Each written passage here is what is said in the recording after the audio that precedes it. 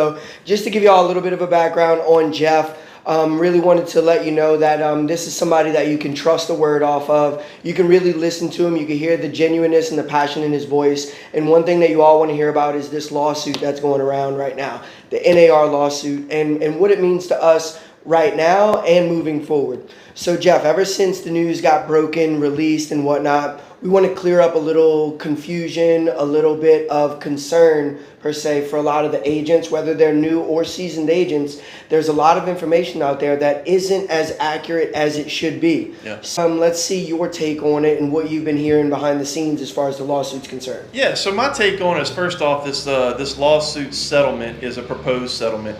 It might take weeks to a month, maybe a little bit more for the judge to fully approve it and it become, a done deal. But at this point, it's basically, the way I think I read it was, anybody that's in a company less than $2 billion. It sort of lets the local MLSs and your realtor boards like NAR, Neighbor, and things like that, as well as the individual realtors, sort of off the hook. But larger brokerages that make more than $2 billion in revenue a year probably still have some settlements of their own to get done. But my general take on this, and this is not just my own appraisal of the deal, but also what I'm reading, what I'm watching online, what I'm talking to with dozens of agents, is that a lot of it might not change a whole lot. The two main categories of change are basically the commissions not being on the MLS. Obviously, they're still going to be paid. That'll be things that'll be worked out behind the scenes. And then the buyer's listing representation agreement. Certainly inform the buyers more, and like I said, set their expectations. And we've seen this in our world too. We do representation agreements or engagement letters as attorneys, and it never fails that the ones we haven't done them on, that's when things go awry, because there's an expectation of what the client wants and what I expect. And if we put it down on paper, then everybody's very clear from the beginning. If there are questions or issues, they're fleshed out at the very beginning of the deal.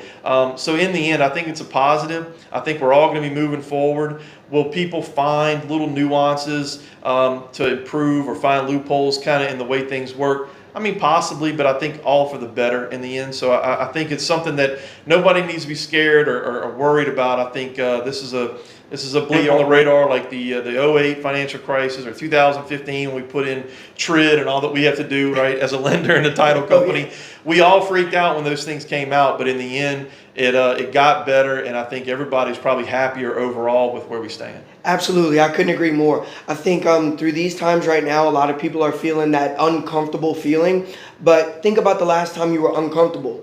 Once you got through it, what happened? There was growth. So through this, I think a lot of the agents are going to grow from it. They're going to learn. They're going to be better, because a lot of you have been doing these things without having to put it down on paper. Well, now's the time to show your worth, show your value, write it down on paper, toot your horn, and really let these people know how you're going above and beyond for them.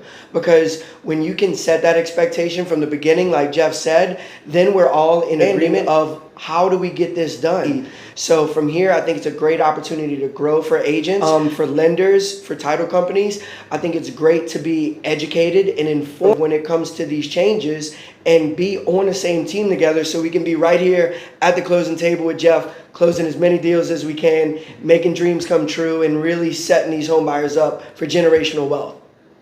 Jeff, anything else you'd like to add? No, man, I appreciate you having us. Anybody has any questions, please feel free to reach out. I mean, you can catch our office. The number's probably even been up here on the screen while we're talking, but my cell phone's 985-687-6231. You can always call me direct too. So good to be here, and I appreciate it, man. Absolutely, Jeff. Thanks so much. We really appreciate your time, the information. So other than that, reach out to Jeff, reach out to me. Y'all know the slogan, don't wait, call Nate, 504-418-3416. And we look forward to seeing y'all soon to where we can grow together. Thanks, Jeff. Thanks, man. Appreciate it.